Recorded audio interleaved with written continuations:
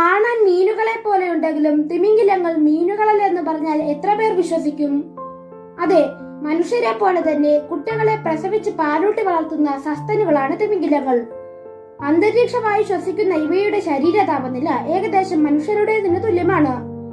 നമ്മളെ പോലെ തന്നെ തിമിംഗിലങ്ങളും ഉഷ്ണരക്തജീവികളാണ്. കൂടാതെ ഇവയുടെ ശരീരത്തിലും രോമങ്ങളുമുണ്ട്. തിമിംഗിലങ്ങളെ കുറിച്ചുള്ള ക്നോടെക്കിന്റെ പുതിയൊരു വീഡിയോയിലേക്ക് ഏവർക്കും സ്വാഗതം. ഏകദേശം 5 കോടി വർഷങ്ങൾക്ക് മുമ്പ് ഇയോസിൻ യുഗത്തിൽ ജീവിച്ചിരുന്ന 4 കാലുള്ള കരജീവികളാണ് കാലക്രമേണ തിമിംഗിലങ്ങളായത് എന്നാണ് കരുതുന്നത്. നീലത്തിമിംഗിലം, ഹംബക് തിമിംഗിലം, സ്പേം വെയിൽ, ഗ്രേ വെയിൽ തുടങ്ങി വലിപ്പത്തിൽ മുൻപന്തിയിലുള്ള തിമിംഗലങ്ങളെയാണ് പൊതുവെ ഗ്രേറ്റ് വെയിൽ എന്ന് വിളിക്കുന്നത്. തിമിംഗലങ്ങളെ പൊതുവെ 2ആയി തരംതിരിക്കാം. പല്ലുള്ള ടൂത്ത് വെയിൽ എന്നും പല്ലുകൾക്ക് പകരം വായിൽ ബലീൻ എന്ന നാരുകൾ പോലുള്ള അരിപ്പയുള്ള ബലീൻ വെയിൽ എന്നിവയാണ്. പല്ലുള്ള തിമിംഗലങ്ങളുടെ കൂട്ടത്തിലാണ് ഡോൾഫിനുകളെ ഉൾപ്പെടുത്തിയിട്ടുള്ളത്. അതിനാൽ ശാസ്ത്രീയമായി ഡോൾഫിനുകളെ തിമിംഗലങ്ങളായി പരിഗണിക്കാം. വളരെയധികം ദൂരം ദേശാടനം ചെയ്യുന്ന ജീവികളാണ് തിമിംഗലങ്ങൾ. കാലാവസ്ഥ അനുകൂലമല്ലാതെ വരുമ്പോഴും ഭക്ഷണക്കുറവും വരുമ്പോഴുമൊക്കെയാണ് ഇവ ദേശാടനം നടത്താറുള്ളത്. മനുഷ്യരെ പോലെ തന്നെ തിമിംഗിലങ്ങളും അന്തരീക്ഷ വായുവാണ് ശ്വസിക്കുന്നത്. അതിനാൽ തന്നെ ജലോപരിതലത്തിൽ വന്നാൽ മാത്രമേ ഇവയ്ക്ക് ശ്വസിക്കാനാകൂ. കൂടാതെ തിമിംഗിലങ്ങൾക്ക് ചെകിളകൾക്ക് പകരം മൂക്കാണുള്ളത്. ജലത്തിൽ ജീവിച്ചിട്ടും അന്തരീക്ഷ വായു ശ്വസിക്കുന്ന തിമിംഗിലങ്ങൾക്ക് പൂർണ്ണമായും ഉറങ്ങാൻ സാധിക്കില്ല. ഏകദേശം 10 മുതൽ 15 മിനിറ്റ് മാത്രമേ ഇവയുടെ ഉറക്കം നീണ്ടു നിൽക്കൂ. പൂർണ്ണമായി ഉറങ്ങിയാൽ ശ്വസനം ബുദ്ധിമുട്ടാവുന്നത് കൊണ്ട് ഉറക്കത്തിലും ഇവയുടെ തലച്ചോറിന്റെ പാതി ഭാഗം ഉണർന്നിരിക്കും. ശത്രുക്കൾ അടുത്തെത്തിയാൽ തിരിച്ചറിയാനും പാതി ഉറക്കം തിമിംഗിലങ്ങളെ സഹായിക്കും. കട്ടിയുള്ള തോക്കും ശരീരത്തിന് താഴെയുള്ള കൊഴുപ്പ് പാളയും ഒക്കെയുള്ളത് കൊണ്ട് തന്നെ തിമിംഗിലങ്ങളുടെ സ്പർശന ശേഷി കുറവാണ്. എങ്കിലും ചിലയിനം തിമിംഗലങ്ങളുടെ വായയ്ക്ക് ചുറ്റുമുള്ള ചെറു രോമങ്ങൾ വസ്തുക്കളെ തൊട്ടറിയാൻ സഹായിക്കാറുണ്ട്. സാധാരണയായി തിമിംഗലങ്ങൾ ഒരു കുഞ്ഞിനെയാണ് പ്രസവിക്കാറുള്ളത്. 1 വർഷമോ അതിലധികമോ സമയം കുഞ്ഞു തിമിംഗലം അമ്മയുടെ വയറ്റിൽ കഴിയുന്നു. ജനിച്ചു വീഴുമ്പോൾ തന്നെ തിമിംഗല കുട്ടികൾക്ക് നല്ല വലിപ്പവും ഉണ്ടാകും. കടലിലെ ഗായകരാണ് തിമിംഗലങ്ങൾ. വഴിയറിയാനും ആൺപെൺ തിമിംഗലങ്ങൾ തമ്മിൽ ആകർഷിക്കാനുമാണ് ഇവർ ശബ്ദമുണ്ടാക്കുന്നത്. ലോകത്തെ ഏറ്റവും ഉച്ചത്തിൽ ശബ്ദിക്കുന്ന ജീവി നീല തിമിംഗലമാണ്. കടലിൽ വളരെയധികം ദൂരം ഇവയുടെ ശബ്ദം കേൾക്കാനാകും. ഭൂമിയിൽ ഇതുവരെ ഉണ്ടായിട്ടുള്ളതിൽ വെച്ച് ഏറ്റവും വലിയ ജീവിയാണ് നീലത്തിമിംഗലം.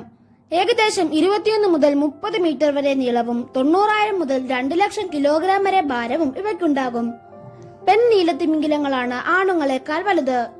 ജനിച്ചു വീഴുന്ന തിമിംഗല കുഞ്ഞുങ്ങൾക്ക് ഏകദേശം 7 മീറ്റർ നീളവും 2000 കിലോഗ്രാം ഭാരവും ഉണ്ടാകും. കൂടാതെ ഓരോ ദിവസവും കുഞ്ഞി തിമിംഗലം ഏതാണ്ട് 225 ലിറ്ററോളം പാൽ കുടിക്കും. ഓരോ ദിവസവും കുട്ടി തിമിംഗലങ്ങൾക്ക് 100 കിലോഗ്രാം ഭാരം വീതം കൂടാറുണ്ട്. ഏകദേശം 5300 ലിറ്റർ രക്തമാണ് ഒരു വലിയ നീലത്തിമിംഗലത്തിന്റെ ശരീരത്തിലൂടെ ഒഴുകുന്നത്. കടലിനടിയിലേക്ക് 100 മീറ്റർ ആഴത്തിൽ കൂപ്പുകുത്താനും 36 മിനിറ്റ് വരെ മുങ്ങിക്കിടക്കാനും ഇവയ്ക്ക് കഴിയും. കൂടാതെ ഇവ ശ്വാസം വിടുമ്പോൾ ഉണ്ടാകുന്ന ജലധാര 30 അടിയോളം ഉയരത്തിലേക്ക് കുതിക്കാറുണ്ട്. മണിക്കൂറിൽ 48 കിലോമീറ്റർ വേഗത്തിൽ നീന്താനും നീലത്തിമിംഗലങ്ങൾക്ക് കഴിയും.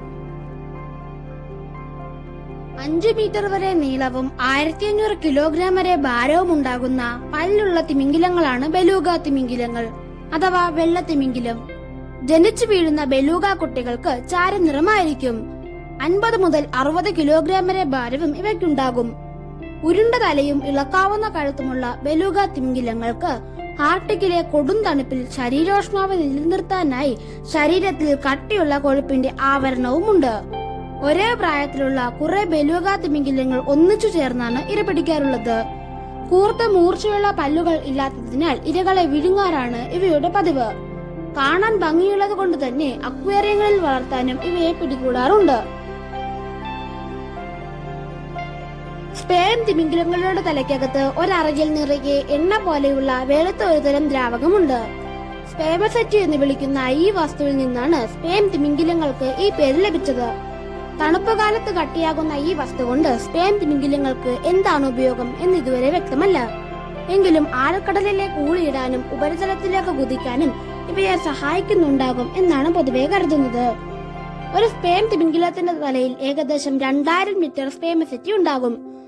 സൗന്ദര്യവർദ്ധന വസ്തുക്കൾ, വസ്ത്രനിർമ്മാണം, മെഴുകുതിരികൾ, മരുന്നുകൾ തുടങ്ങി വിവിധ ആവശ്യങ്ങൾക്ക് ഈ വസ്തു ഉപയോഗിക്കാറുണ്ട്. ആഹാരം തേടി ആയിരക്കണക്കിന് മീറ്റർ ആഴത്തിലേക്ക് ഊളിയിടാനും ഏകദേശം 90 മിനിറ്റ് വരെ ശ്വാസം പിടിച്ചു വെക്കാനും സ്പേം തിമിംഗിലങ്ങൾക്ക് കഴിയും. കണവകളും ചെറുമീനുകളും അടക്കമുള്ള സമുദ്രജീവികളാണ് ഇവയുടെ പ്രധാന ആഹാരം. ഒരു ദിവസം ഏകദേശം 900 കിലോഗ്രാം ആഹാരം വരെ ഇവർ ഭക്ഷിക്കാറുണ്ട്. വേട്ടയാടൽ മൂലം വംശനാശ ഭീഷണി നേരിടുന്ന ജീവികളാണ് പല തിമിംഗിലങ്ങളും.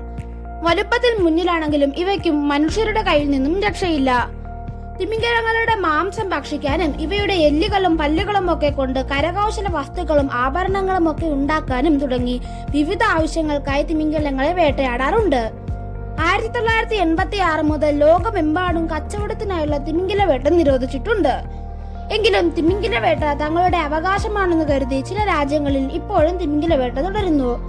കൂടാതെ സമുദ്ര മലിനീകരണവും കാലാവസ്ഥാ മാറ്റവും തിമിംഗല വംശത്തെ സാരമായി ബാധിക്കുന്നവയാണ്. തിമിംഗലത്തിന്റെ ശവശരീരത്തിൽ നിന്ന് ഒരുപാട് ജീവികൾക്ക് വർഷങ്ങളോളം വേണ്ട ഭക്ഷണം ലഭിക്കും. കടലിലെ ഭക്ഷ്യശൃംഖലയും ഊർജ പ്രവാഹവും നിയന്ത്രിക്കുന്നതിൽ പ്രധാന പങ്ക് വഹിക്കുന്നവരാണ് തിമിംഗലങ്ങൾ. ഭക്ഷ്യശൃംഖലയിൽ കടലിലെ മാംസഭോജികളുടെ കൂട്ടത്തിൽ മുകൾ തട്ടിൽ വരുന്ന ഇവ ഇല്ലാതായാൽ അതിനു താഴെ വരുന്ന ജീവികളുടെ എണ്ണം വല്ലാതെ കൂടും. അതോടെ അതിന് തൊട്ടു താഴെയുള്ളവയുടെ നിലനിൽപ്പ് അപകടത്തിലാകും. കൂടാതെ തിമിംഗലങ്ങളുടെ വിസർജ്യത്തെയും ശവശരീരത്തെയും ആശ്രയിച്ച് ജീവിക്കുന്ന ഒട്ടനവധി സൂക്ഷ്മജീവികളും നശിക്കും.